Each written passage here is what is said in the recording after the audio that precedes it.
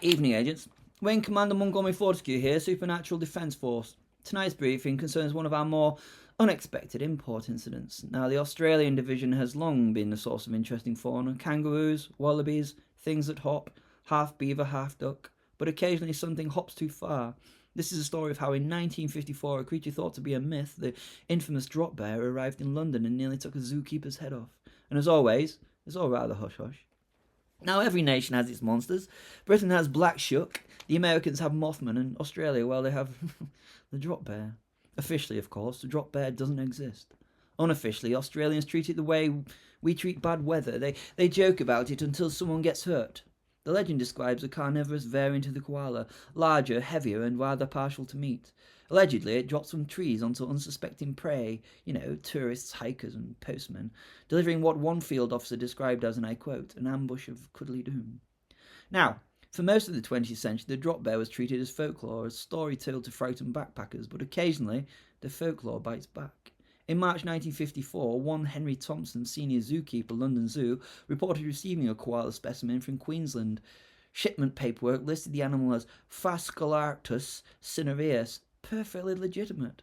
However, within a few hours of arrival, several oddities emerged. The crate was reinforced with military-grade steel.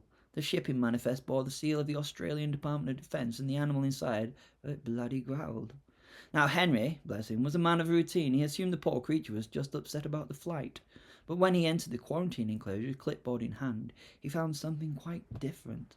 The creature was far larger than any koala on record. Dark fur, nearly black. Eyes described as golden, intelligent, and as mean as sin. When Henry approached it, it turned, growled, and without warning leapt from its perch, teeth bared. He barely managed to dodge the first strike, radioed for help, though the only thing he managed to say was, and I quote, "Sally, it's not a bloody koala." The incident reached us within the hour. SDF Field Team Bravo was dispatched from Whitehall to assist in what was diplomatically referred to as a zoological anomaly of marsupial origin. By the time they arrived, Thompson had subdued the creature using a tranquilizer spray. Smart thinking, really. The drop bear was taken to an undisclosed facility, safe housing as we call it, though the locals knew it as Building 17. Tests confirmed it was genetically similar to the koala, but with a thicker skull, elongated canines, and a calcium density more consistent with predatory mammals. In short, a carnivorous koala, or as the Australians later described it on an internal memo, a bloody nightmare with fur.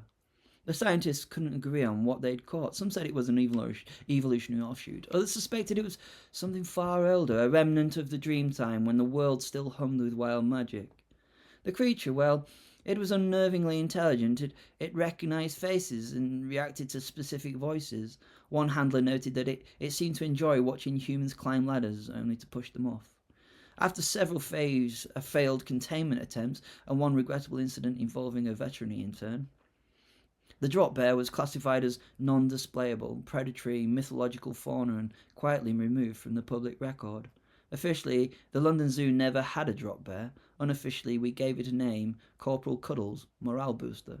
The last record we have is from 1959. It was transferred to an outpost near Snowdonia for further observation.